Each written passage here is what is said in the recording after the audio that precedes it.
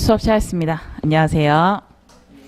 네, 반갑습니다. 오늘 우리 무료 공개 강의인데 뭐 마음 좀 편하게 오셔도 됩니다. 그리고 책 같은 경우는 2회차부터 필요하고 오늘은 나간 프린트 있죠? 그 프린트물로 보셔도 돼요. 그래서 좀 편하게 오늘 들으시는 강의라고 생각하시면 되고요. 그리고 우리가 설명회 때 뵌 분들도 있는데 처음 뵙는 분들도 있는 것 같아요. 그래서 저는 이현진 평가사이고요. 요번에 이제 보상법규를 전담하기로 했습니다. 자, 그리고 우리가 그때 말 다 못한 이야기들이 있었죠. 그래서 그때는 간단한 소개 위주로만 갔는데 오늘은 전반적으로 이제 수험 전략이라든지 그다음에 과목 특성이라든지 앞으로 어떻게 공부를 할 거고 어떤 커리큘럼으로 진행되는지 이런 부분들을 같이 한번 살펴보도록 할 겁니다. 자, 그다음에 우리가 2, 3교 시에는요. 어떤 걸 할 거냐면요. 이렇게 공부 방법을 알았는데 그냥 가긴 좀 서운하죠. 그래서 우리 전반적으로 행정법 체계라든지 아니면 이 과목에 있어서 앞으로 우리가 어떤 걸 공부할 건지 이제 숲을 보는 거를 좀 같이 한번 살펴보려고 합니다. 그래서 오늘은 좀 편안한 공부다 이렇게 생각하시면 될 것 같아요. 아마 여기 이제 계신 분들은 뭐 1차를 합격하고 오신 분도 있을 것 같고 또는 이제 막 공부를 한다. 이제 막 진입을 하신다. 이런 분들도 계실 것 같아요. 그래서 물론 이제 1차 시험도 많이 어렵죠. 그래서 일단 다 아실 것 같습니다. 모든 과목이 40점 이상이고 전 과목은 평균 60점 이상이신 분. 그래서 여기 어떤 분은 오늘 상담을 하셨는데 딱 한 개가 모자른데요. 한 개 모자르면 어떻게 해야 되죠? 이의 신청을 일단 제가 할 수 있는 한 최대한 다 해봐라. 제가 이렇게 말씀을 드렸거든요. 그래서 한 문제가 딱 모자라요. 60점만 딱 되면 되는데 그 60점에서 딱 한 문제가 모자라신 분이 있었어요. 그래서 일단 하늘에 맡겨두고 2차 공부를 해야 된다. 제가 이렇게 말씀드렸거든요. 그래서 1차 시험도 매우 어려운 시험인데 우리 2차 시험은 어떨까요? 2차 시험은. 자, 2차 시험도 사실 똑같습니다. 원래 2차 시험 보시면은 모든 과목이 40점 이상, 40점 미만이면 이제 꽈락이라고 해서 평균이 아무리 높아도 70점, 80점이어도 어쩔 수 없이 불합격이죠. 그런데 40점 이상, 전 과목 평균 60점 이상이면은 사실 무조건 합격입니다. 합격인데 이제 최소 합격 인원제가 들어왔죠. 그래서 일정 점수 이상 넘으신 분들은 무조건 합격하시고 그 외에도 우리 40점 이상 득점한 사람 중에서 전 과목 평균 점수가 높은 순으로 합격자를 결정합니다. 그래서 올해는 혹시 몇 명인지 아신가요? 올해 190명. 작년에 몇 명이신지 아시나요 혹시? 그죠, 200명. 그래서 이 부동산 시장 경기에 따라서 또는 이 업계 현황에 따라서 증감이 좀 있어요. 어떤 애는 210명이 될 수도 있고요. 어떤 애는 170명이 될 수도 있어요. 근데 이거를 갑자기 확 줄이냐 이러진 않아요. 갑자기 190명에서 내년에는 그럼 150명 이렇게는 되긴 좀 어렵고 보통 10명에서 뭐 20명 단위로 왔다 갔다 합니다. 그래서 한 190명, 뭐 내년엔 뭐 아무리 적어도 180명, 뭐 요 사이로 아마 합격자 공고가 날 것 같습니다. 그래서 우리 190명 안에 들어야 한다, 올해는. 그래서 이렇게 생각을 하시면 될 것 같고. 자, 그럼 우리 2차 시험 합격자 통계 일단 3개년치를 갖고 왔어요. 32회를 보시면요. 합격률이 13%대입니다. 합격선은 47점. 그래서 할만한데 47점만 넣으면 되는 거 아닌가? 이렇게 보실 것 같긴 한데 자, 이때 합격 인원 이제 203명이었죠. 근데 33회 보시면요. 똑같이 비슷한 합격자 숫자를 가지고 있는데 응시 인원이 늘었죠. 그렇죠? 응시 인원이 늘어서 합격률도 떨어졌습니다. 11%대로. 선생님 그래도 뭐 13에서 11% 정도면 뭐 그렇게 크게 뭐 어려운 건 아닌 것 같은데요? 라고 말하실 수 있지만 작년에가 드디어 이제 10% 미만대로 떨어졌습니다. 합격률이 이제 8.58%. 그래서 이제 10%가 아니라 이제 8%대로 지금 떨어진 상태고요. 뭐 합격선은 사실은 크게 중요하지 않다고 생각을 해요. 어떤 애는 어려운 애는 뭐 47점, 50점, 뭐 55점 이렇게 왔다 갔다 할 수 있는데 이건 상대평가이기 때문에 크게 이제 막 뭐 내가 뭐 꼭 50점을 넘는다는 47점이 아니라 그 해 시험의 난이도에 따라서 조금 변동이 될 수 있다 이렇게 가지시면 되고 이제 합격률은 이제 조금씩 어려워지고 있다 이런 식으로 좀 감을 잡으셨으면 좋겠습니다. 자, 그럼 이제 과목별로 볼까요? 실무를 보시면은 실무 같은 경우에는 자 32에 꽈락률이 몇 프로인가요? 75%죠. 75%. 실무 같은 경우에는 지금 꽈락률이 75%였다가 33회에는 다시 좀 안정화됐어요. 49%. 자, 그리고 작년에 몇 프로였죠? 엄청 높은 겁니다. 78%입니다. 78%. 그러면은 일단 실무 꽈락 나신 분들은 아무리 내가 평균 70점이어도 붙을 수가 없다. 불합격이다. 그러니까 그분들은 제외하고 남은 20% 내 그 수험생분들이 그 등수를 가지고 합격자가 결정이 됐던 거예요. 그래서 작년에는 사실 실무 과락을 넘기는 게 굉장히 중요했던 해였고요. 자, 그럼 이론을 볼까요? 이론은 32에 61%. 사실 이것도 좀 높은 거긴 한데 어쨌든 요 정도 61%였고요. 그 다음에 이론이 33회에 복병이었죠. 71%. 였다가 다시 34에 조금 낮았어요. 58%. 그래서 실무 이론 같은 경우에는 꽈락을 좀 조심하셔야 돼요. 실무 이론 같은 경우에 꽈락을 좀 조심하시고 대신 안정적인 점수를 가져가야겠다. 이런 전략을 짜셔야 합니다. 그래서 아마 담당 선생님들이 잘 설명해 주실 것 같아요. 자, 그럼 이제 법규를 볼게요. 법규. 자, 법규는 자 32의 꽈락률이 58%대. 아, 물론 이게 뭐 엄청 70%뭐 비하면 뭐 그죠? 그렇게 높은 건 아니지만 높긴 높아도 그래도 다른 과목들은 왔다 갔다 하죠. 이렇게 널뛰기가 있는데 요거는 좀 안정적이에요. 그 다음 해가 51%, 그리고 좀 이제 작년에는 좀 낮았습니다. 46%. 그래서 법규를 전반적으로 봤을 때 물론 어려운 과목이고 이것도 이제 꽈락이 날 수도 있지만 실무나 이론 과목에 비해서는 조금 안정적인 점수를 가져갈 수 있습니다. 그래서 우리 법규 같은 경우에 꽈락률은 다른 과목보다 상대적으로 낮지만 우리 고득점을 목표로 하셔야 돼요. 그래서 실무나 이론은 이제 명가 작전 하시는 분들도 많은데 한 40점, 50점대를 목표로 하시는 분도 있지만 우리는 최소 55점 이상 이런 식으로 가져가셔야 돼요. 55점 이상. 그 다음에 2년차 유예분들, 2년차 유예 전업이신 분들은 내가 50점 후반에서 60 초반까지 내가 안정적으로 나와야겠다. 이런 식으로 전략을 가져가시면 좋습니다. 자, 그래서 우리 감정평가 및 보상 법규는 이제 평균을 끌어올려주는, 우리 상대평가에서 내 등수를 올려주는 견인하는 과목이다. 이렇게 생각하시면 됩니다. 그리고 또 공부한 만큼 나옵니다. 노력하신 만큼 또 점수가 나오는 과목이에요. 자, 그리고 이제 그러면 감정평가 및 보상 법규. 그래서 큐넷에 딱 들어가셔서 이제 그럼 시험 과목이 뭐가 있나 딱 한번 보시면은 딱 이렇게 세 가지 법률이 딱 떠 있습니다. 감정평가 및 감정평가세에 관한 법률, 공익사업을 위한 토지 등의 취득 및 보상에 관한 법률, 그 다음에 부동산 가격 공시에 관한 법률, 딱 세 가지 법률이 있어요.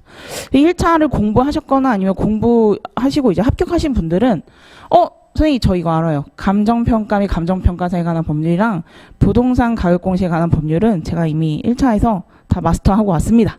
이러신 분들도 있으세요. 가끔은. 그런데 요거는 뭐예요? 그때 배웠던 거 1차에서 객관식이죠.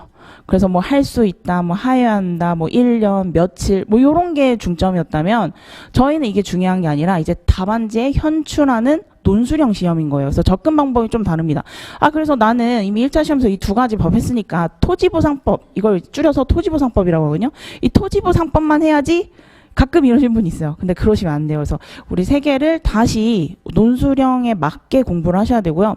자, 그리고 요 세 가지 법을 공부만 하시려고 하신 분도 있어요. 근데 세 가지 법은 사실 행정법이 베이스입니다. 그래서 행정법 같은 경우에는 각계 산재에 흩어져 있어요. 그래서 흩어져 있어서 이제 그거를 이제 부를 때마다 저희가 요거를 개별법이라고 부릅니다. 그래서 모든 학원 과정에서 행정법 기본 베이스를 배우고 그 다음에 개별법 과정이 있어요. 그래서 또 어떤 분은 이제 처음 공부하신 분은 저한테 선생님 행정법은 나중에 배우고 개별법 먼저 수강하고 나중에 행정법을 수강하면 안 될까요? 이러신 분 있거든요. 순서를 바꾸면 안 될까요? 이러신 분 있는데 안 됩니다. 그래서 행정법 먼저 배우시고 기본 베이스를 배우시고 그 다음에 개별법, 이 3법, 보통 저희가 3법이라 합니다. 이 3법을 공부를 하셔야 합니다. 자, 그래서 처음 공부하신 분들은 이럽니다. 아, 선생님 이거 너무 외계어 같고 무슨 말인지 모르겠어요. 너무 어려운데요. 이 점수 잘 나오는 과목 이러면서요. 이거 거짓말 아니에요? 저한테 이러신 분도 있는데 이게 처음엔 그렇습니다. 처음에는 조금 어려우실 수는 있어요. 조금 이제 용어 같은 게 낯설으셔가지고 어려우실 수는 있는데 이거를 1회도 2회도 몇 회도 반복하시다 보면은 요 체계가 보이거든요. 처음에는 요 부분적인 것만 보시다가 나중에 한 바퀴 돌아보시면 아, 그때 말했던 게 요거구나 이렇게 깨닫게 됩니다. 그래서 마지막에는 결국은 뭐냐면 효자 과목이 돼요. 법규가. 그리고 평균을 아까도 말씀드렸듯이 올리기 좋은 과목이다. 그 다음에 노력한 만큼 점수가 나오고요. 한번 돌리고 나서 이제 전반적인 그림이 보이는 과목입니다. 그래서 처음에 듣다가 아, 나는 이게 안 맞는 것 같다가 아니라 원래 그런 과목이다. 이렇게 생각하시면 원래 그런 과목이어서 일단 쭉 참고 한 바퀴 돌리고 다시 이해독 때 이해를 하겠다 하고 넘겨보셔도 돼요. 넘겨보셔도. 자, 그 다음에 이제 물어보신 분들 중에 이런 것들이 많았어요. 이제 전업이나 직장 병행을 많이 한다면 하루에 공부 시간, 아니면 뭐 일주일 단위의 공부 시간은 몇 시간 정도가 좋나요? 이런 식으로 물어보신 분들이 있었거든요. 근데 제가 이제 합격생 평균을 좀 제가 조사를 해보니까 보통이요. 전업 수험생은 주 60시간입니다. 주 60시간 정도를 공부를 목표로 하는 거예요. 그래서 나는 요번 주는 몸이 아파가지고 60시간 못했다. 이런 거 괜찮습니다. 그날 뭐 컨디션에 따라서 뿔만은 좀 될 수도 있는 거예요. 근데 목표는 60시간을 잡고 계획을 짜시면 돼요. 그러면은 보통 하루에 10시간, 그리고 6일, 그 다음에 주 1회는 쉬셔도 됩니다. 주 1회는 우리가 장기전 레이스이기 때문에 일주일에 하루 정도 쉬셔도 돼요. 선생님, 저는 오히려 쉬는 게 불안해요. 또 이러신 분들 있어요. 쉬는 게 너무 불안해가지고 못하겠어요. 이러신 분 있는데, 그러면은 토요일, 일요일 반반 나누셔서 반나절씩 이렇게 쉬셔도 상관없습니다. 그래서 한 주 60시간 정도. 또는 이러신 분도 있어요. 저는 10시간 공부하면 허리가 너무 아파요. 원래 저는 허리가 좀 안 좋아서, 아니면 목 디스크가 있어서 뭐 이러신 분도 있거든요. 그런 분들은 뭐 하루에 8시간씩 해가지고 뭐 밤에는 좀 쉬는 쪽으로 이렇게 가셔도 상관없습니다.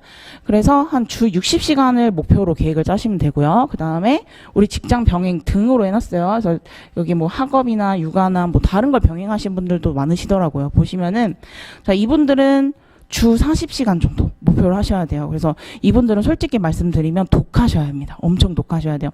작년에도 그 직장 병행을 합격하신 분이 있었어요. 그냥 되게 독하신 분이었는데, 그분한테 이제 유튜브 합격 소개 한번 찍어주세요. 제가 이렇게 말씀드렸는데, 직장 사람들이 보면은 좀 민망해서 좀 못 찍겠다. 그리고 수습을 조금 뒤로 미루려고 한다 해가지고 아직 직장 생활을 하고 계시거든요. 그래서 그분 걸 못 찍었는데, 대신 그런 공부 방법을 좀 알려달라. 제가 이런 말씀을 들었어요. 공부 방법이나 내가 어떻게 공부를 했는지 이런 걸 좀 말 좀 해주세요 했더니, 직장이 그래도 9 to 6였습니다. 그래서 6시에 퇴근하시고 저녁 잠깐 드시고 7시부터 밤 12시까지 그냥 연달아서 공부를 했대요. 안 쉬고 그러면은 약 5시간 공부한 거죠. 하루에 5시간. 공부하고 시험이 가까이 왔을 때 한 2-3달 전 있잖아요. 그때는 출근 퇴근 시간에 뭐 제 거 AS만 있습니다. 유튜브에 AS만 있는데 그걸 듣거나, 아니면 자기가 안 외워지는 걸 이렇게 녹음해서 이렇게 듣거나, 또는 법전을 이렇게 뭐 이렇게 조금 요약한 거를 암기 노트를 이렇게 그냥 출퇴근하시면서 들고 다녔대요. 그게 이제 1시간, 2시간 정도 되셨대요. 그래서 시험 가까이 왔을 때는, 그래서 집에서 공부하는 시간 5시간이랑 짜투리 시간에서 2시간 해서 7시간 정도 채우셨대요. 그러면 직장 병행도 충분히 하실 수 있어요. 근데 엄청 독하셔야 돼요. 그래서 직장이나 학업이나 육아나 요거만 해도 다 힘든 것들이죠. 요것만 해도 힘든 것들입니다. 근데 이거에 자격증까지 내가 붙겠다 이러신 분들은 정말 마음 독하게 먹고, 퇴근 이후에도 맥주 한잔 하시지 않고, 그죠? 다른 친구들이 놀자고 해도 1년 그냥 죽었다 생각하고 이렇게 공부를 하셔야지 그래도 이제 합격할 확률이 있는 거예요. 그래서 우리 전업이신 분들은 난 올해 아니면은 진짜 안 된다, 이 악물고 그래도 이 정도는 하셔야 돼요. 그죠? 이 정도는 하셔야 돼요. 왜 직장 병행도 이 정도 하기 때문에 내가 최소한 뭐 몸이 좀 아프면 그래도 뭐 한 50시간, 한 60시간 요 정도는 채우셔야 합니다. 그래서 우리 직장 병행이신 분들은 독하게, 전업 수험생분들은 올해가 아니면 내년이 아니면 그저 끝이다라는 생각으로 몰아치듯이 공부를 하셔야 돼요. 그래야 붙는 시험입니다. 자, 그럼 이제 이런 걸 물어보세요. 실무나 이론, 법규, 공부 비율은 어떻게 해요? 이렇게 물어보신 분들이 있었습니다. 자, 이제 용어를 조금 정리하자면 우리 수험계 용어 정리. 자, 생동차가 뭐냐 이런 걸 물어보시는 분도 있어요. 자, 초시 1차를 준비하면서 그 당해, 그 해에 2차를 함께 준비하시는 분들이에요. 그래서 이제 초시신 분들 중에서 이제 요걸 목표로 하시는 분들이 있어요. 그래서 생동차가 뭐 절대 안 되냐 그런 건 아니에요. 생동차도 이제 합격률은 물론 이제 전업 2년차 이외나 아니면은 뭐 이분들보다는 공부 기간이 짧기 때문에 합격률은 떨어질 수 있지만 간혹 나옵니다. 합격생이 나와요. 그래서 내가 처음 공부를 한다 하면은 이걸 한번 도전을 해보시고 생동차가 만약 안 됐어. 그럼 2년차 이후로 가시면 되는 거예요. 그러면 그런 분들이 2년차 이후에 합격률이 더 높아져요. 그래서 처음 공부하시는 분들은 일단 생동차를 먼저 해보시고, 안 되면 1차만 하시던가 아니면 1차 합격하고 2차만 하시던가 이런 식으로 계획을 바꾸셔도 돼요. 그래서 우리 생동차, 그 다음에 2년차 이후에 아마 여기서 제일 많을 것 같아요. 여기 앉아 계신 분들 중에 제일 많을 것 같은데, 우리 2년차 이후 있죠. 이거 1차 첫 합격 이후, 제가 일부러 이거를 오늘 PPT를 수정했어요. 1차 합격 이후 했다가 1차 첫 합격 이후로 바꿨습니다. 보통은 1차 합격 이후에, 그죠? 처음에 1년 차에 붙고 2년차, 2차를 준비하시는 분들이 많은데, 그걸 이제 2년차 유예를 많이 하시는데, 가끔 이러신 분도 있어요. 1차는 그냥 한번 시험 봐봤고요. 그냥 뭐, 저희 학교 다니면서 겹치는 과목이 한두 개 있어서 그냥 시험 삼아 해봤고, 했더니 떨어졌어요. 그래서 그 다음에 1차를 붙고 이제 2차를 준비하려고 합니다. 그럼 저는 3년 차인가요? 2년 차인가요? 이렇게 물어보신 분 있는데, 보통은 1차를 첫 합격한 이후에, 그 전에 떨어졌던 건 삭제고, 1차 첫 합격 이후에 그 다음 연도 2차를 준비한다면은 보통 2년차 유예로 찝니다. 2년차 유예. 그래서 우리 그 수험계에서는 이게 2년차 유예다. 이렇게 생각하시면 돼요. 자, 3년차 동차는 요 과정을 겪고 2차 시험에 불합격하고 다시 동시에 준비하신 분들이어서 3년차 동차분. 그래서 아마 여기는 없을 것 같아요. 3년차 동차분들은 올해 1차 시험 붙었으면은 지금 열심히 외우고 계셨을 것 같습니다. 그래서 열심히 외우고 계시나 여기 없을 것 같지만 어쨌든 우리 3년차 동차. 자, 그 다음에 이제 다년차. 다년차 분들은 내가 열심히 공부를 했다면 뭔가 시험운이 좀 안 좋았거나 그날 컨디션 관리가 좀 안 됐거나 아니면 내가 엄청 약한 과목이 있거나 그런 분들이 좀 많으세요. 그래서 그런 약점을 좀 보완하는 식으로 공부를 하셨는데 어쨌든 다년차는 3년차 동차 이후에 이제 4년차부터 말합니다. 그래서 가끔 저한테 상담 받으러 올 때 우리 3년차 동차들이 선생님 저는 다년차예요 이렇게 말씀하시는 거예요. 그래서 네, 몇 년이나 공부하셨어요? 얼마나 공부하셨어요? 3년이요 이렇게 말씀하시는 거예요. 그래서 제가 뭐라고 하냐 3년은 다년차에 껴주지도 않는다. 적어도 4년 이상 공부해야 다년차다. 그래서 우리 3년차 동차들은 나는 3년차 동차다 이렇게 말씀하시면 됩니다. 그래서 다년차는 이제 4년차 이상. 자, 그러면은 어떻게 공부하냐? 자, 시기별로 제가 좀 나눠봤어요. 우리 생통자 분들은 지금 시즌이죠. 4월에서 7월 같은 경우에는 일단 전업 기준이에요. 여기 바로 옆에 있는 글자는 전업 기준이고 5, 2, 3 다 더하면 10이죠. 그래서 일단 전업은 제가 10시간 기준으로 잡았습니다. 10시간 기준. 10시간 기준. 자, 그 다음에 요 괄호 안에는 3, 1, 1이죠. 그럼 5시간이죠. 그럼 5시간 같은 경우에는 우리 병행이신 분들이라고 생각을 하시면 돼요. 그래서 우리 일단 생동차 전업은 실무 5시간, 이론 2시간, 법규 3시간을 이렇게 쏟으시면 됩니다. 병행이신 분들은 3시간, 1시간, 1시간 이렇게 들어가시면 돼요. 어쨌거나 실무가 어렵습니다. 실무가 처음 공부하신 분들은 많이 어렵고 그 다음에 난이도도 사실은 왔다 갔다 많이 하기 때문에 꽈락을 한번 주면 70%가 넘기 때문에 일단 그 꽈락에서 벗어나요. 그죠? 저희는 이제 법규 70점 맞는 게 아니라 일단 최종 합격이 목표이기 때문에 일단 실무의 비중을 많이 두시고요. 다만 생동차이신 분 중에서 내년에 1차를 봐야 된다 이러신 분도 있죠. 내년에 1차를 봐야 된다. 이러신 분들은 상황에 따라서 1차 시험에 1시간에서 2시간을 좀 쏟아주세요. 왜 그러냐면은, 어떤 분들, 그러니까 1차 시험은 다 합격을 이제 하는 그 시간, 공부하는 시간이 다 달라요. 어떤 분들은 내가 중개사 자격증이 있어. 중개사 자격증 따면 뭐가 있죠? 뭐 민법이라든지 아니면 뭐 부원론이라든지 감감법이라든지 이런 게 조금씩 겹치잖아요. 그러니까 그런 분들은 사실 1차는 조금 나중에 준비하셔도 돼요. 이미 베이스가 있다고 보는 거죠. 또는 학교에서 내가 회계학을 전공했어요. 경제학을 전공했어요. 부동산학을 전공했어요. 법학을 전공했어요. 이런 분들도 마찬가지로 조금 겹칩니다. 그래서 그런 분들은 1차를 조금 나중에 하셔도 뭐 4개월, 6개월 만에도 붙는데 아예 베이스가 없다. 나는 1차 공부의 과목을 보니까 처음 보는 과목이다. 그러신 분들은 지금부터 조금씩 넣으시는 게 좋고요. 아니다, 나는 뭐 중개사 자격증이 있다. 아니면은 뭐 학교에서 배운 게 있다 하시면은 일단 우리 2년차 유예와 똑같이 2차 위주로 가시면 됩니다. 그래서 우리 2년차 유예도 마찬가지로 실무 5시간, 이론 2시간, 법규 3시간을 위주로 가시면 돼요. 그래서 처음에는 실무를 좀 많이 투자를 하세요. 그래서 법규는 좀 편하게 나갈 거예요. 그래서 법규에서 제가 처음부터 오늘부터 막 이걸 뭐 외우세요. A급입니다. 시험에 나옵니다. 이러는 게 아니라 개념을 하나하나 차근차근 말씀드릴 거고요. 그 다음 기본이론 과정에서는 요게 중요합니다. 요거 체크해 주세요. 그 다음에 앞으로는 요런 것들을 배울 겁니다. 이런 식으로 제가 천천히 나갈 거기 때문에 일단 실무를 중심에 두시면 됩니다. 자, 그 다음에 이제 7월 시험 끝나면요. 좀 붕 떠요. 수험가가 좀 붕 떠요. 어떤 사람들은 이제 시험장 나와서 나는 붙었네 이렇게 생각하시는 분도 있고요. 어떤 분들은 나는 너무 못 봤네 이러신 분들도 있어요.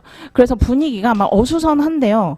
사실 그거는 내 짐작일 뿐 뚜껑을 열어봐야 알아요. 그래서 어떤 분들은 생동차이셨던 분 중에서 선생님 저는 떨어진 것 같아서 다시 강의 들을래 하고 똑같이 공부하시는 분도 있거든요.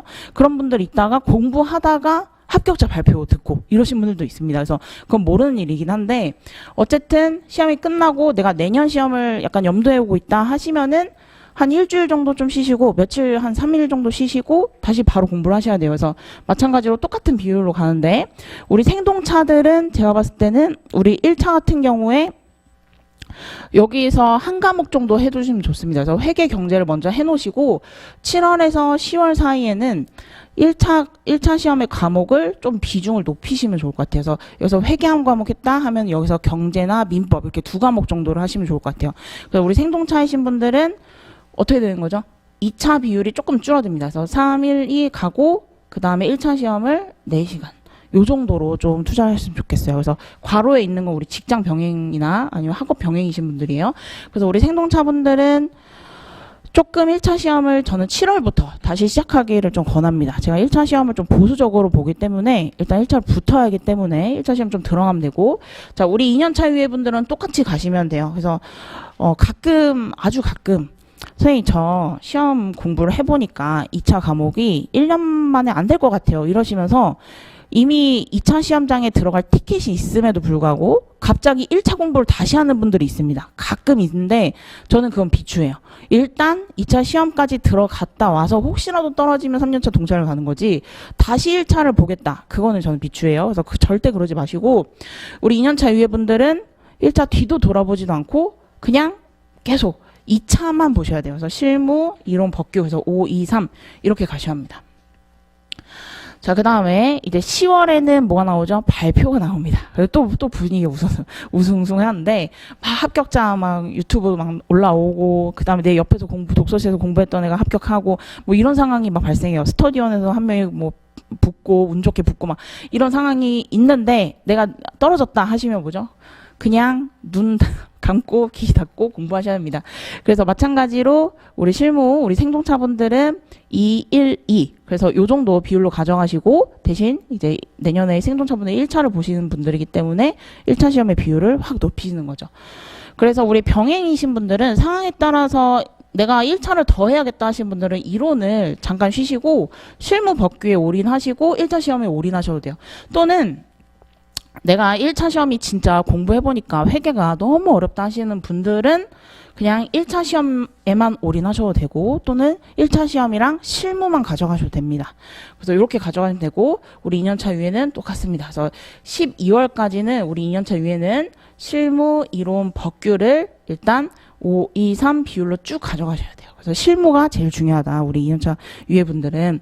자, 그 다음에 이제 1월, 3월로 갑니다. 그러면은 해가 바뀌어요. 해가 바뀌는데 우리 1차 공부하신 분들은 준비 상황에 따라서 비율을 결정하시면 되고 내가 2차 공부를 해도 되는 분들은 어떤 분들이냐면 1월부터는 학원 모의고사 있죠. 1차 모의고사.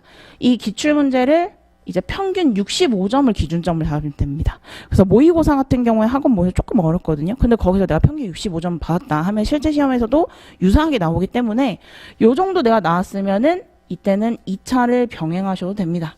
2차 병행하셔도 되는데 시험 직전에는 1차만 올인하셔야죠. 그래서 이런 식으로 비율을 결정하시면 되고 우리 2년차 위에는 어떻게 했죠? 4월부터 거의 반년 이상을 실무 위주로만 했어요. 그럼 여기서 실무가 잡혔어야 됩니다. 사실은. 그죠? 6개월, 8개월 동안 실무를 하루에 5시간 아니면 뭐 필요했다서 내가 6시간 이렇게 공부를 했다. 그럼 잡혀 있어야 돼요. 내가 3방식 문제 풀 수 있어야 되고 보상에 대한 어떤 유형별이 잡혀 있어야 되고 기출문제도 한번 풀어봤어야 되고요. 어느 정도 잡혀 있었다는 전제 하에 실무는 이제 조금 깎습니다. 실무는 4시간, 이론은 2.5, 법규는 3.5. 그래서 이제 암기 과목에 조금 더 투자를 하는 거죠.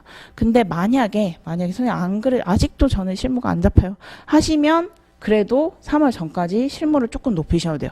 왜? 마지막 4월 7월에서 A, B급 중요한 것만 달달달 외우시면 어느 정도 승산이 있기 때문이에요. 근데 실무가 아예 나는 뭐 문제를 뭐 100점 100분 줘도 20점밖에 못 풀겠다 하면은 이론밖에 아무리 잘해도 소용이 없어요. 그래서 일단 실무 중심으로 가시되 내가 그래도 12월까지는 실무를 잡겠다 이런 느낌으로 가셔야 돼요.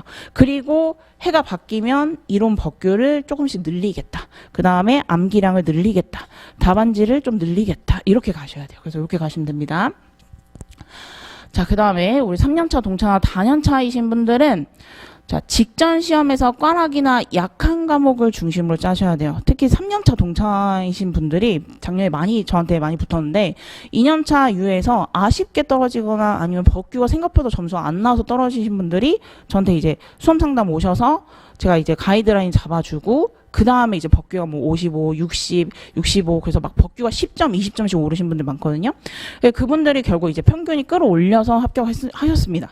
그런데 그분들이 처음 오셨을 때 문제점이 뭐냐면 법규에 대한 이해도도 없고 답안지도 어떻게 쓰는지도 모르고 문제 분석할 줄도 모르고 아예 백지 상태였던 거예요. 그럼 그런 분들은 사실은 다시 처음부터 듣는 게 좋아요. 그래서 기본 이론부터 해서 2년차나 아니면 생동차 분들처럼 똑같이 커리를 타시다가 나중에 1월이나 3월쯤에 1차를 다시 하신다가 이런 식으로 가셔야 돼요. 그래서 3년차 동차나 4년차 유예 이상이신 분들은 내가 법규가 약한 과목이다 하면은 기본부터 다시 차근차근 여기 밟을 거를 저는 좀 추천드려요. 그래서 약한 과목을 5, 이론이다 하면 이론을 5시간, 법규를 5시간 이런 식으로 가시고 나머지 과목을 2.5, 2.5 아니면 433 이런 식으로 가시면 됩니다. 자, 그 다음에 4월, 7월은 사실 뭐 생동차든 유예든 동차나 다연차든 상관없이 실무이론 법규를 일단 유사한 비율로 가져가세요. 어떤 과목에서 하나라도 삐끗하면 안 되기 때문에 실무 3, 이론 3, 법규 3 이렇게 가져가시고 약한 과목을 1시간씩 투자하면 돼요. 그래서 333 가고 내가 실무가 아직까지 약하다 하면 실무를 4, 433 내가 법규가 약하다 하면은 334 이렇게 가져가시면 돼요. 그래서 이 비율은 조금씩 상황에 따라서 유연하게 변경이 가능합니다. 그래서 이렇게 가져가시면 되고 그래서 우리 커리큘럼 보시면은 우리 기본이랑 심화랑 짜져 있어요. 그래서 처음에 시작하는 거는 월목입니다. 지금 이 시간대죠. 그래서 월목으로 제가 한 이유는 뭐 다른 강사님들 스케줄이랑 안 부딪히게 일부러 짠 것도 있긴 한데 제가 원래 월수를 위주로 하거든요. 근데 올해는 이상하게 수요일날 쉬는 날이 많더라고요. 쉬는 날이 많아서 제가 일단 월목으로 했습니다. 월목하고 대신 개별법부터는 월수로 바뀌고 그 다음에 우리 스탯 3부터는 계속 수요일로 갑니다. 수요일로 갑니다. 자, 그럼 이제 과정을 보시면요. 지금 과정이죠. 행정법. 자, 우리 행정법에서는요. 일단 기본 이론이기 때문에 이해 중심으로 갑니다. 그래서 처음에는 용어 자체도 엄청 낯설거든요. 그래서 용어나 아니면 개념 익히기. 요렇게 보시면 될 것 같아요. 그리고 어떤 게 중요한지 아직 모르시기 때문에 중요도 선별해드려요. 그래서 제가 A급입니다, B급입니다, C급입니다, D급입니다 이런 거 말씀드리거든요. 그래서 그런 거를 표기를 하시면서 따라오시면 되고요. 그리고 쪽지 시험을 봅니다. 그래서 쪽지 시험인데 빈칸 넣기여서 이제 키워드를 위주로 암기를 하시면 되는데 요거 제가 어디서 나오는지 그 다음에 어떤 걸 중점으로 외워야 되는지 다 말씀드리고요. 그리고 이 쪽지 시험은 편안하게 보셔도 돼요. 그래서 나 그날 전날에 다른 거 하느라 뭐 공부를 못했다 하시면은 오셔가지고 그냥 핵심 정리 피시고 베껴 쓰셔도 돼요. 오픈북 해도 돼요. 개별법도 마찬가지입니다. 개별법도 마찬가지로 오픈북 하셔도 돼요. 또는 나는 뭐 2년차 전업 유예다. 그래서 나는 실무도 하고 이론도 하고 법규도 다 할 시간이 있다 하시면은 오픈북 안 하시고 이렇게 시험을 보셔야 되는 거죠. 자, 그 다음에 우리 스탯 3 같은 경우에는 이제 답안 작성이 들어가요. 그래서 문제의 어떤 분석하는 방법. 배점을 관리하는 방법, 그다음 시간 내에 들어오는 방법, 목차를 짜는 방법 이런 것들 문제 중심으로 답안 중심으로 이제 들어갑니다. 자, 이 경우에도 근데 처음에 제가 갑자기 답안지 써보세요 하시면은 여기서 한 10명 중에 한 8명 또 못 써요. 그렇기 때문에 놀라기 때문에 처음부터 하시면은 놀라기 때문에 여기서도 오픈북으로 일단 답안 작성 감을 익힙니다. 그 다음에 여기서는 워드, 키워드 위주로 단어를 중심으로 외웠다면 여기서부터는 이제 문장을 쓰는 연습을 할 거예요. 그래서 요게 하나 더 추가가 됩니다. 그리고 마찬가지로 여기서도 오픈북이 가능하다. 그래서 오픈북이 가능하다. 자, 그 다음에 스텝 4로 가면요. 이미 우리가 몇 번 봤냐면 행정법, 개별법 복습을 한 번 했다 하는 가정하에 2번씩 이상씩 봤어요. 그 다음에 한 번 스텝 3에서 핵심 정리로 한 번 더 봤죠. 그러면 적어도 3회독하고 왔단 말이에요. 사례기출에서. 그리고 문장도 한 번 써봤고요. 키워드 쪽지 시험도 한 번 본 상태이기 때문에 여기서부터는 우리 문제를 정말 실전처럼 답안을 작성하는 시험으로 바뀝니다. 그래서 여기서는 우리 2차 답안지가 이제 2차 답안지가 나가고 우리 학원 다니신 분들 2차 답안지에다가 답안 작성하셔서 저한테 이제 학원에 제출하시면은 우리 채점 팀장들이 다 채점해서 점수랑 등수까지 매겨지는 이제 시험입니다. 여기서. 근데 이것도 처음부터 제가 아예 뭐 논점도 안 알려드리고 뭐가 나오는지 이런 거 안 알려드리고 그냥 시험을 보면 또 한 절반 이상은 굉장히 힘들어하더라고요.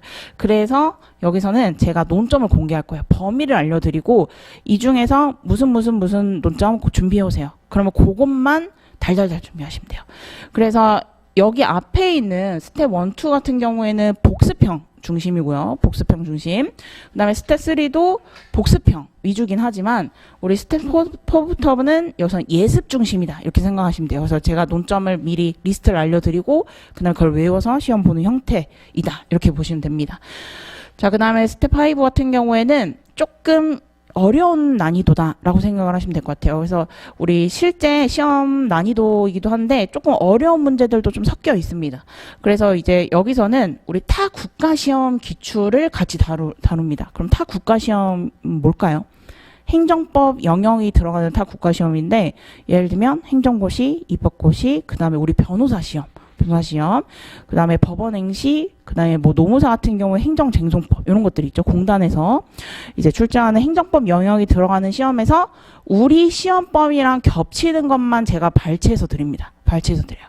작년에 집행정지가 나왔는데 타 시험에서 집행정지를 엄청 잘 열심히 줄기차게 내더라고요. 그래서 제가 파이널 때 마지막으로 세 번 이상 제가 집행정지를 계속 언급했어요. 시험도 내드리고 집행정지 준비하세요. 판례 준비하세요.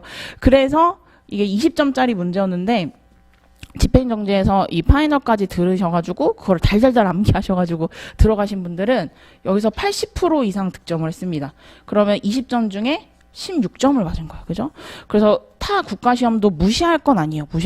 다른 시험 저희가 뭘 공부합니까? 이러신 분 있는데 다른 시험도 결국 여기에 출제위원회 들어갔던 분이 저희 시험 출제위원회 들어갈 수 있기 때문에 이것도 한번 훑어보셔야 돼요. 그래서 우리 종합문제 같은 경우에도 이제 난이도는 좀 있지만 저희 시험에 맞춰서 저희 시험 범위 영역만 제가 정리해드리는데 요거는 논점을 일부 공개만 할 겁니다. 그래서 범위를 공개해드리긴 하는데 변형을 한다든가 조금 논점을 비튼다든가 아니면 저희 시험이랑 맞게 사안을 바꾼다든가 이런 식으로 테스트가 들어옵니다. 그래서 마찬가지로 스텝 4, 스텝 5 마찬가지로 이것도 우리 채점 기준, 그다음에 보통 답안, 최고 답안, 성적, 등수, 점수로 다 나오는 요런 형태의 수업입니다. 그리고 마지막 파이널 같은 경우에는 시험장 들어가기 거의 직전이거든요. 그래서 그 해에 트렌드, 행정법, 공법 영역의 트렌드, 그 다음에 우리 감정평가 업계 영역의 트렌드, 뭐 징계가 많더라, 업무정지 처분이 많더라, 어떤 사람이 뭐 의견 정치 청문을 하지 않아가지고 어떤 사람들이 이의를 제기했다더라, 뭐 이런 것들 있죠. 이슈가 된 것들, 업계에서 이슈가 된 것들, 또는 행정법 영역에서 뜨고 있는 판례들, 이런 것들을 마지막으로 정리하고 가시는 거라고 생각하시면 됩니다. 그래서 요것도 우리 실전 모의고사 테스트로 위주로 이제 조금 약간 커리를 쪄놨어요. 그래서 우리 스텝 4, 스텝 5 같은 경우에는 배점에 따라서 50점에서 100점 이렇게 푸는데 이건 스텝 6 같은 경우에는 시험 직전에 들어가시는 거여가지고 요거는 거의 100점 모의고사다. 요건 100점 모의고사. 그 다음에 여기서는 40점부터 100점까지 쓰는 문제. 그래서 100점을 조금씩 늘려드립니다. 그래서 이런 식으로 100점 늘리고 마지막에는 계속 100점 모의고사 이렇게 보신다고 생각하시면 돼요. 자, 그래서 여기서부터는 우리 채점, 온첨도 됩니다. 온라인 참석도 되는데 우리 스텝 1, 3는 이미 답이 있는 문제들을 제가 내는 것들이어서 여기서는 우리 채점이 없습니다. 채점이 없고 대신 수업 전에 제가 어떤 거 넣으셨죠? 그 다음에 어떤 거 위주로 보시면 됩니다. 이런 식으로 제가 간단한 피드백을 하고 다음 진도를 들어갑니다. 그래서 이렇게 진행이 될 거고요. 그 다음에 우리 수강 대상 같은 경우에는 생동차, 2년차는 쭉 따라오시다가 생동차는 아까도 제가 말씀드렸듯이 이게 스텝 5가 1월 개강이에요. 1월 개강. 그래서 1차가 불안하다 하시면은 동차분들은 빠지시면 돼요. 동차분들 빠지시면 되고, 근데 2년차분들은 쭉 따라야 되죠. 그 다음에 요 앞에 있는 기본이론 단계에서 3년차, 4년차 같은 경우에 내가 전년도 시험에서 법규 50점 이하였다. 그럼 저는 처음부터 다시 기초부터 쌓는 걸 추천드리고요. 그 다음에 마지막 스텝 6는 파이널은 모든 수험생이 들으셔야 합니다. 그래서 이런 커리로 진행이 될 예정입니다. 그래서 우리 시험장 가기 전까지 수업 들으시면서 한 번씩만 반복해도 10회독 이상 되는 거예요. 그래서 시험장 가기 전까지 꼭 10회독을 하자, 완수하자, 이런 목표를 가지고 하시면 됩니다. 자, 그 다음 이제 많이 듣는 질문이 있는데요. 서브를 꼭 만들어야 하나요? 이것도 은근히 많아요. 지금 시즌에서 선생님 저 서브 만들어야 되나요? 이러신 분 있는데 일단 2년차 생동차, 3년차 동차는 좀 비추천이에요. 왜냐하면 시간이 너무 많이 들어요. 그리고 잘못된 길로 갈 수도 있고요. 또는 책을 만드신 분이 있어요. 서브를 만든다고 했는데 분명히 무슨 가지고 오셨는데 두께가 이만한 걸 가지고 오셔서 책을 만드셨더라고. 그러면 너무 비효율적이기 때문에 저는 비추천드리고 대신 4년차 유예 이상은 제가 추천드립니다. 그래서 어느 정도 공부를 해보고 이 교재 저 교재를 보신 분들은 이제 경중을 아시기 때문에 4년차 유예이신 분들은 제가 서브 만드는 거 추천드리고 그 이하이신 분들은 저는 그냥 잘 된 서브를 가지고 여러 번 돌리는 게 낫다. 이렇게 많이 말씀드립니다. 자, 만약 서브를 만드신다면 4년차 유예 이상이신 분들이 만약 서브 만드신다면 교수님 저서로 하는 게 맞습니다. 교수님 저서, 그 다음에 우리 출제위원이나 특첨위원급에 있는 그런 교수님들의 저서로 하시면 되는데 뭐 유명하시죠? 홍정선 교수님의 행정법 원론이라든지 박균성 교수님의 행정법 또는 토지부상법 입법 과정에 참여하신 우리 뭐 석정현 교수님 이런 이제 세 분 교재를 많이 보시는데 이분들을 교재를 다 모아서 여기서 중요한 논점을 뽑고 학설도 다 찾아서 서브를 만드시면 되는데 쉽진 않아요. 그죠? 쉽진 않아요. 근데 그거를 제 교재로 해놨어요. 그래서 이 교재를 그냥 보셔도 돼요. 이 교재를 보셔도 돼요. 그래서 교수님 책 안 사셔도 되고 그냥 이 책 행정법 교재로 계속 보셔도 되고요. 그러면 행정법 교재를 싹 다 외워야 하나요? 아닙니다. 행정법 교재를 싹 다 외워야 되는 거 아니고 이건 이해 중심을 보시고요. 어떤 건 제가 판례 전문을 넣어놓은 것도 있거든요. 중요한 판례 같은 경우엔 그거는 판례를 참고를 하시면 됩니다. 판례 참고하시면 되고 자, 그 다음에 결국 마지막에는 핵심 정리를 시험장에 들고 가실 건데 핵심 정리만 보다 보면은 이 개념이 뭐였지? 이 개념에 연결되는 개념이 뭐였지? 다른 주제가 뭐가 있었지? 이렇게 생각하는 것도 있어요. 그래서 백과사전처럼 나중에 모르는 개념을 찾아보시면 돼요. 그래서 기본이론 과정에서는 우리 이해 중심으로 가다가 핵심 정리를 계속 암기하고 그러다 나중에 한 몇 개월 지나서 이 개념이 뭐였지 하면은 다시 찾는 용도로 쓰시면 됩니다. 그래서 결국은 마지막에 우리 핵정을 가져가는데 이게 서브라 생각하시면 돼요. 그래서 이게 단거나 교재고 답안지 분량으로 정리되어 있는 내용이다 라고 생각하시면 됩니다. 그래서 이거는 기본이론 이해 완료 후에 답안지 분량의 내용 정리다 라고 생각하시면 되고요.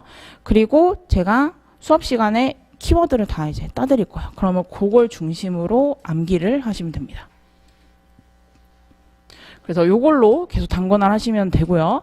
선생님 저는 그래도 제가 뭔가 좀 서브를 만들고 싶어요. 2년차 유예인데 아까 선생님이 말씀하신 그 교수님 책으로 만드는 건 좀 부담스럽고 요거를 다시 좀 요약하는 건 안 되나요? 이러신 분도 있습니다. 그건 됩니다.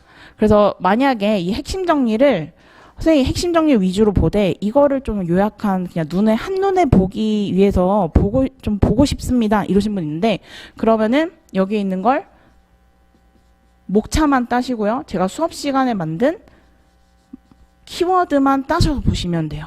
선생님 그럼 이 목차랑 키워드 그러면은 하나하나 제가 적으면 되나요? 네, 맞습니다. 적으시면 돼요. 뭐 워드로 쓰시던가 아니면 내가 수첩 있으면 수첩에 쓰시던가 하시면 되는데 이거는 제가 매주 수업 시간마다 드릴 거예요. 제가 프린트물로 드릴 거예요. 그래서 목차 키워드집 같이 드리고 그 다음에 수업 시간에 같이 볼 거기 때문에 한눈에 보는 자료는 제가 만들어서 일단 샘플로 드릴게요. 근데 내가 다른 뭐 수첩이나 아니면 2차 답안지 적고 싶다 하신 분들은 내가 복습을 하시면서 쓰시면 됩니다. 그래서 요거는 우리가 다음 주 자료부터 나가고요. 맛보기로 보고 싶으신 분들은 제 네이버 카페에 자료시의 목차 키워드집이라고 있습니다. 그래서 그런 식으로 나갈 예정이에요.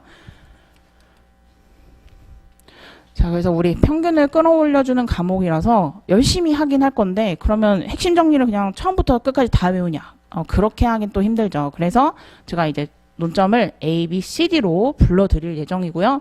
그 다음에 우리가 답안 작성 과정, 문제풀이 과정에서는 그럼 여기 있는 분들 다 A, B, C, D 중요도 다 따져서 A, B급 다 외우고 들어갈 거잖아요. 그럼 시험에 A, B급이 80% 이상 나오거든요.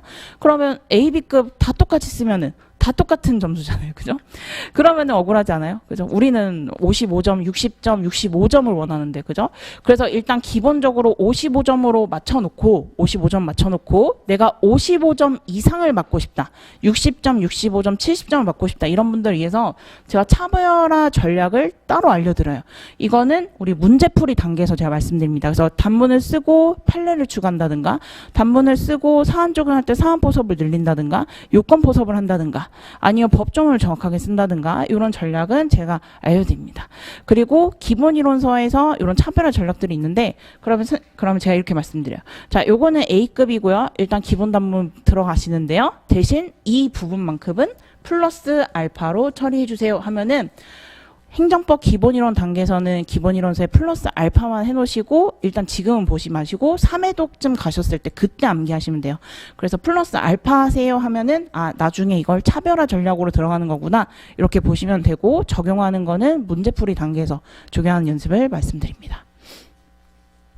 그래서 중요한 논점 AB급 이렇게 표시하시고 나중에 파이널 단계를 가시면은 제가 다시 A급 중에서도 진짜 나올 것 같은 거 특 A급 있죠.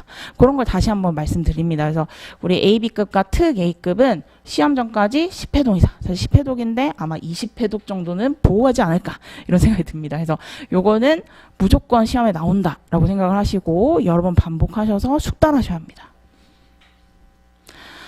자, 그래서 일반적으로 수업 시간에는 중요도, 그 다음에 이해 중심, 그 다음에 PPT 자료 나가고요. 그 다음에 목차 키워드집 따로 이제 나갈 예정이고요.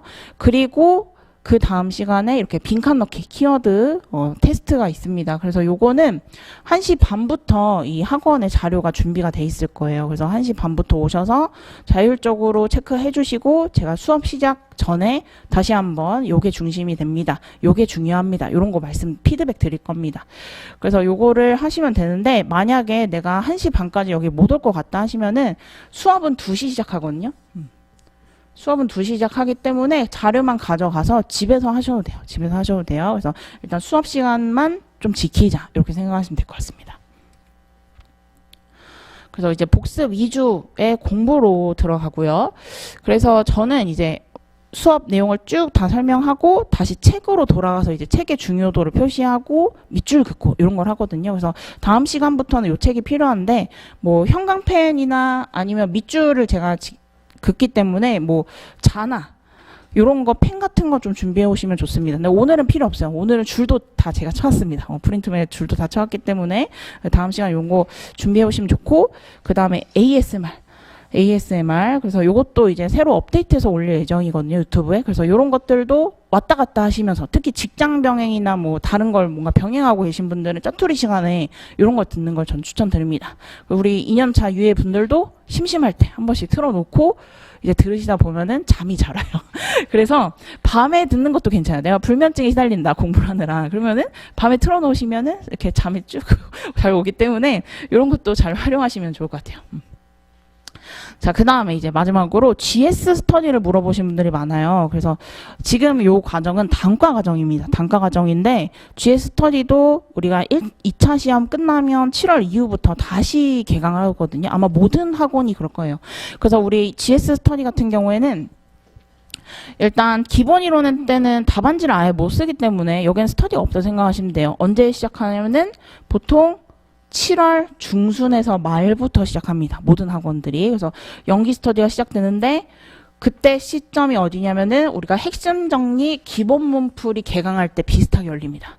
그래서 핵심 정리 기본 문풀 때 똑같이 뭐 답안 작성 어떻게 하고 그 배점 관리 어떻게 하고 이런 것들 있죠. 그게 연기 스터디랑 난이도가 비슷하게 나와요.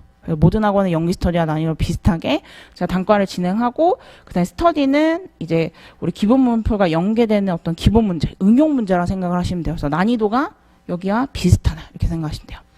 자, 그 다음에 자 우리 1기 스터디는요 보통 언제 개강하냐면요 2차 시험 발표 그 주나 아니면 2차 시험 발표하고 그 다음 주에 보통 학원들이 개강을 합니다.